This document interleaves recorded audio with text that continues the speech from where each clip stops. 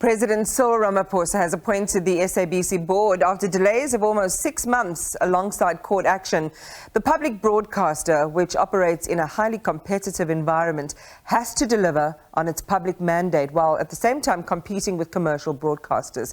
Let's take a closer look at that, in particular the mandate, with newly appointed board member, former SAHRC CEO Tsheliso Thipanyane. Good evening to you, Tsheliso, and thank you very much for your time. And I should also say welcome to the public broadcaster. I understand you don't have your letter in hand, but the announcement has been made. Good evening and welcome. Happy to be on board. All right, so I want to get straight into the heart of the matter. You're coming into an organization 6 months without a board. You've got myriad challenges to fix. The handover report you might have gotten or are planning to receive from your predecessors is dated. It's at least 6 months old. How are you getting up to speed? Well, definitely it will be a tough act in terms of, the delays which have happened. But I think there is commitment amongst my fellow board members to overcome these challenges. And we're really ready to give it our best shot to turn SABC into a shining light as far as public broadcasting is concerned and make South Africans proud of an independent, and objective and effective media house or institution. We'll get to profitability and, reversal of some of the damages that were done through that mass Section 189. But what immediate changes are we likely to see?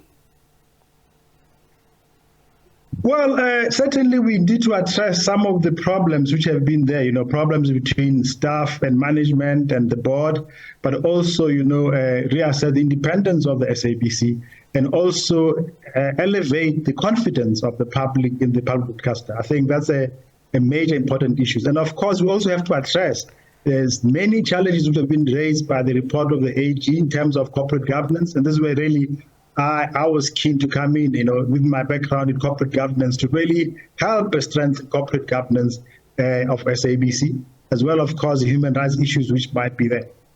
Let's go back to the independence question, Tsheliso. Given concerns about the board's independence, and this is well documented by organizations like Media Monitoring Africa and others, how will you, this board, reassert your independence and firewall yourselves from either political or other pressure? Well, SABC is independent, and those of us who are coming to the board need to understand that. I've worked in independent institutions before, so I guess it will be quite easy to fight for that independence, something which really has to be asserted because it's quite crucial, really, to the credibility as well as effectiveness of SABC. The public are not going to, be interested in a structure which is basically not credible and not objective as far as, reporting on news and other developments in the country. So it is of utmost importance that we fight for and assert the independence of SABC, as well as its effectiveness in being a disseminator of information.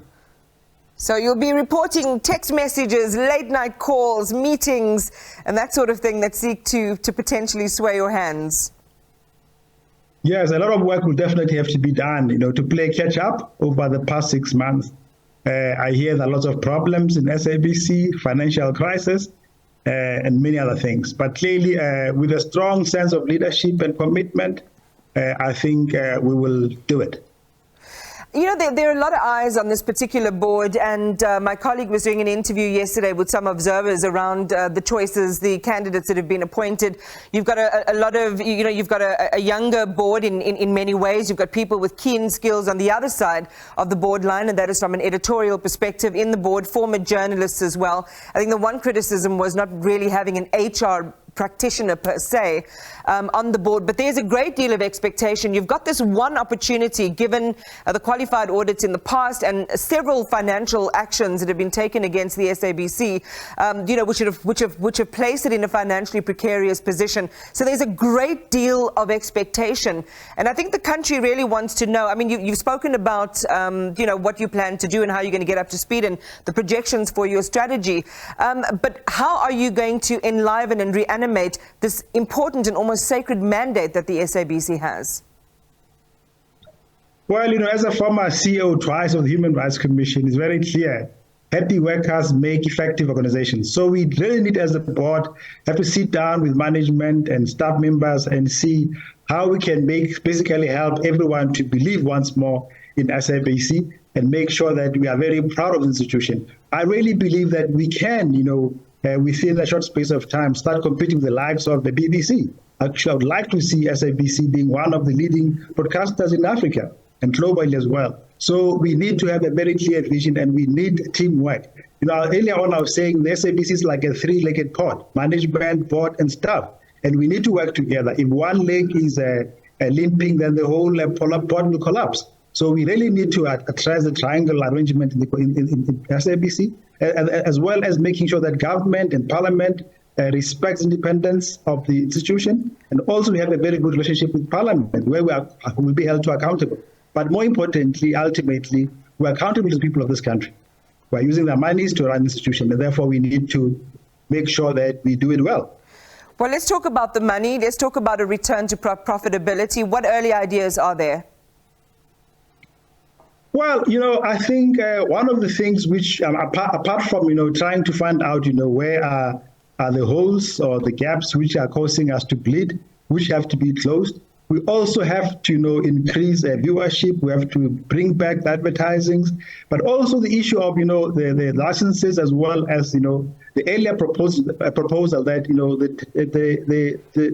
the government must actually be funding SABC, so that we don't have to be chasing after people for licenses. But also, the digital migrations are going to be very important. I think we can compete with the likes of Nextfil and DSTV. And therefore, we can really turn this ship around and make SABC profitable. So we need to address the issues of governance. We must stop the bleeding and also bring back the public confidence and trust in SABC.